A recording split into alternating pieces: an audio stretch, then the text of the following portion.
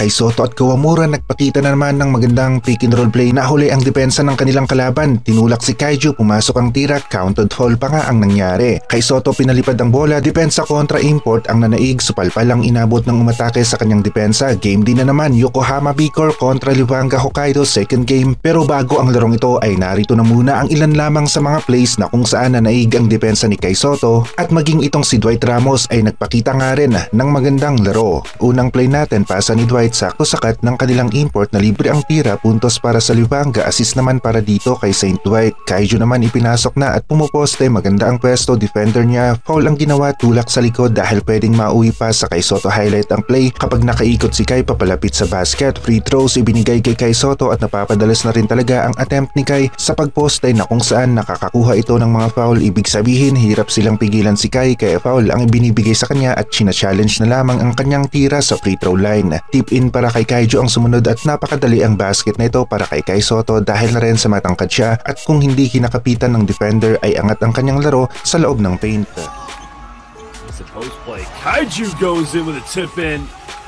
That's what you want to see. Defense ni Kai Soto sa mid-range ang sumunod, tira ng kalaban na nagmintis, rebound na punta sa team ng Yokohama. Neck breaker ang ibinigay ni Kai Soto at marami talaga ang kumakagat sa fake pass niya o galaw niyang ito at parang magic na nawawala ang bola tapos sinabayan niya ng pagposte papalapit sa basket. Foul ang ibinigay ng defender dahil sobrang lapit na ni Kai Soto sa ring. Easy 2 points, hindi pwede, kukunin ni Kai ang kanyang puntos sa free throw line. Unang free throw ni Kai pumasok at maging ang ikalawa ay pumasok rin. Nagkakaroon ng improvement sa laro ni Kaiju sa loob ng paint at napipilitan ang kanyang defender na bigyan na lamang ito ng foul.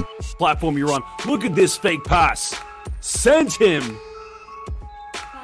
Good defense na naman ang ipinakita ni Kai sa play na ito. Challenge sa opensa ng Liwanga, ibinibigay ni Kai Soto, mintis ang tira, sa Yokohama ang bola. Maganda ang pag-cover ni Kai Soto, huling tira ng kalaban sa first quarter, hindi umubra. Isang solid block ang binigay ni Kaiju kontra import, lumipad ang bola. Defensive highlight play ang ipinakita ni Kai Soto sa eksenang ito. Mga fans nagustuhan ang ginawa ni Kaiju, ipinapakita ang kanyang pagiging isang rim protector. Got 4 wins behind the moment. Willis going in.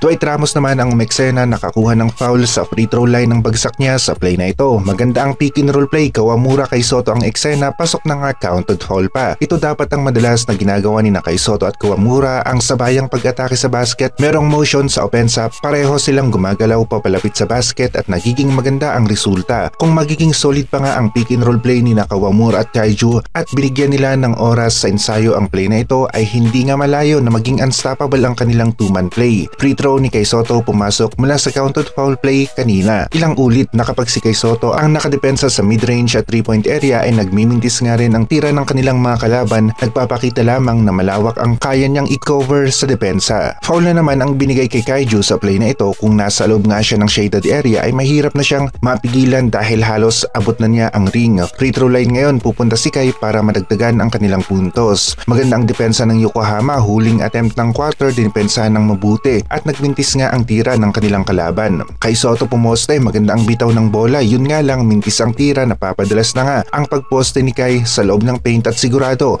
na makakabisado niya o uunlad pa ang laro ni Kai sa shaded area habang patuloy itong naglalaro. Ang tres ni Dwight Ramos sa fourth quarter ang isa sa nagbigay ng sakit ng ulo para sa team ng Yokohama at maganda-ganda nga rin ang naging performance ni Dwight Ramos sa larong ito.